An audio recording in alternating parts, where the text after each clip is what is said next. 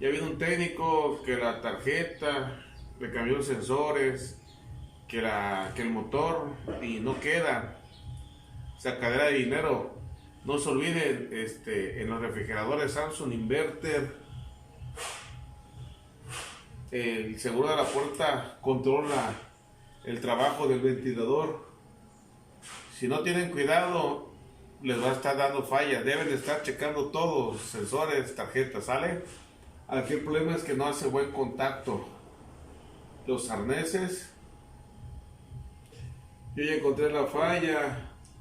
Vamos a tratar de ponerlo directo porque el sensor está bien. Suerte.